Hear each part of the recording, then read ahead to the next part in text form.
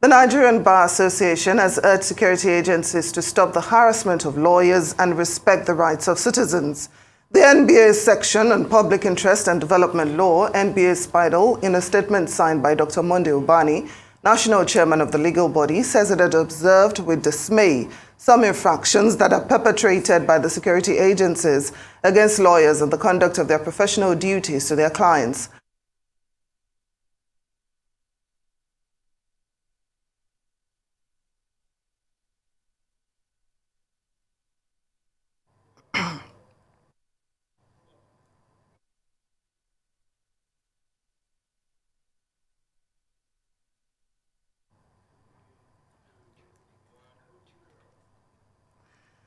According to Ubani, the maltreatment ranges from the brutalization of lawyers to denial of the use of their communication gadgets, as well as the arbitrary transfer of cases to the headquarters in Abuja, even when all the parties reside outside Abuja. NBA calls on the heads of the security agencies to immediately end this unwholesome practices. Chairman, NBA Section on Public Interest and Development Law, Dr. Monday Ubani, joins us now to discuss security agents' abuse of citizens' rights against the backdrop of the police claim that Nigerians risk jail term retaliating assault by police personnel. Welcome to Newsday. Thank you so much for joining us on the program. Yeah, thank you for having me. Good afternoon. Now, first of all, I'd like your reaction to this statement from the police that even if the policeman in uniform slaps a civilian, the civilian has no right to retaliate.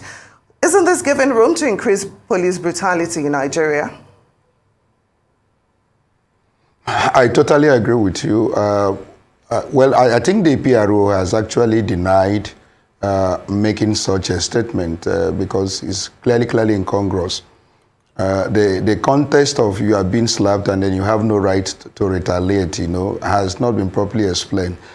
Is it that when you are accused of a crime and then the police has now convicted you, the part of the punishment is to slap you?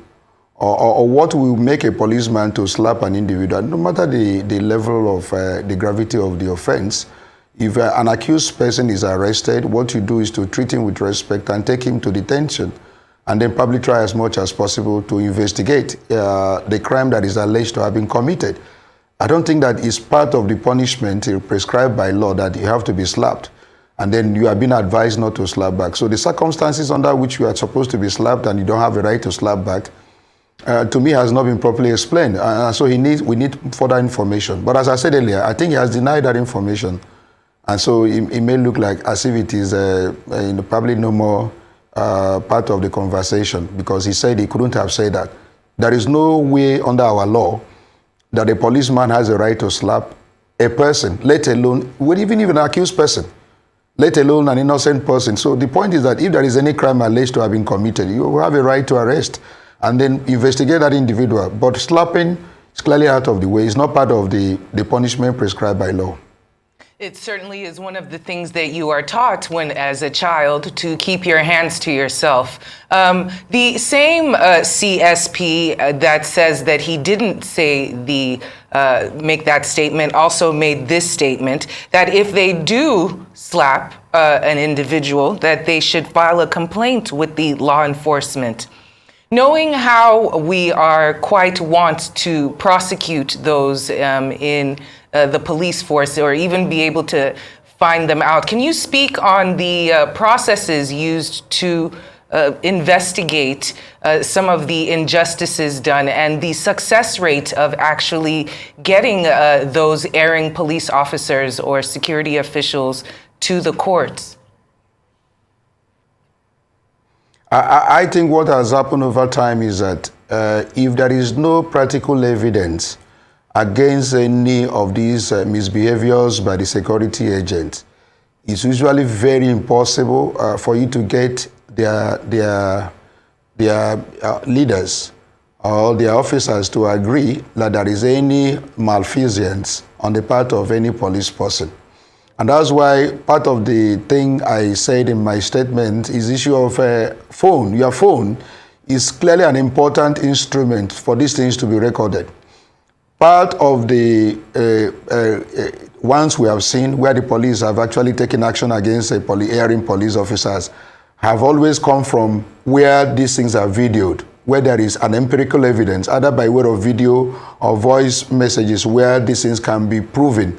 If you don't have any video evidence of any misbehavior of a police officer, it is always very difficult for you to convince their leaders that, oh, this man has misbehaved or has done something against a fellow citizen. So that has always been an issue. So the success rate in getting the leaders to agree that their officers, their rank and file have committed any infraction of the law is always very difficult. And so we are insisting that if the policemen have nothing to fear, if the policemen have nothing to hide, I mean, I'm talking about security agencies generally, they should allow people to use their phone. So if these phones are being used, to really showcase any area of infraction, it will become easier for them to know whether what we're saying about infraction of policemen is true or not, rather than probably discouraging people from using phone, which has become our virtual offices, as lawyers. It's part of the complaint we're making, that we should be able to have our phones. You don't have anything to hide, don't be afraid of phones. But if you have a phone where these things are recorded, I've seen the reaction of the IG several times where there is any viral phone of any misbehavior of a police person. They have done one or two things in that regard. But when you don't have any evidence to show them and you come and complain, oh, the policeman assaulted you or a policeman have done this and all that, they find it very difficult to believe you. So we are insisting that the policemen should allow people to use their phones in order to capture some of these scenes where the policemen err, where they do certain things that are wrong. That is only way we can sanitize the entire system. And also, even when citizens also assault policemen, we should be able to capture these things through our phones and then let police be in a position to actually, look at these issues, look at the evidence, and then prepare a charge against a citizen who also may have also misbehaved in terms of, misbehaving by slapping a policeman also. So allow phones to be used. That is the only way we can begin to, remove all these ill practices in our system. Now, with this controversy over what some people have tagged a provocative statement from the police, what lessons, if any, would you say have been learnt from the NSAS protests? Well, the lesson I expect everyone to learn on the part of the security agents is that, look, you have to respect a person's right, a citizen's right. It's a constitutional right that is enshrined. Even if an accused person is arrested, the law still says he's presumed to be innocent before the contrary is proved. But we have seen at times where the policemen will arrest a citizen and they become the prosecutor, they become the accuser, and they become the judge. No, you don't have any right to do that. What you should rather do is to ensure you do your investigation, gather your evidence, and that evidence you present before an impartial arbiter. That is a judge who now looks at the evidence, and if the accused person has no solid defense to your evidence, then of course he will be convicted. It is only the court that has the right to do that, because the law presumes any person to be innocent who is arrested by the police officers or any security agents. But what we have here is that we have overbearing attitude on the part of our security. The moment they wear uniform, they feel that they are above the law. They can treat you anyhow. They can, do anything and all that. And it's wrong, absolutely wrong. I also caution Nigerians also to respect a policeman.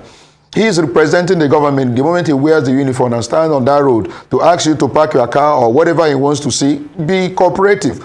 Try as much as possible to respect him. But respect is also reciprocal. If you respect a policeman, he also has a right to respect you. That is what the conversation is all about. Let's deepen this conversation and understand everyone's role as a stakeholder in administration of criminal justice in the country. We all have a role to play. Part of the thing I was complaining about in that write-up is the issue of lawyers. When you arrest an accused person, the law says an accused person has a right to remain silent until he sees his lawyer. It's a constitutional right. It's done all over the world except in Nigeria.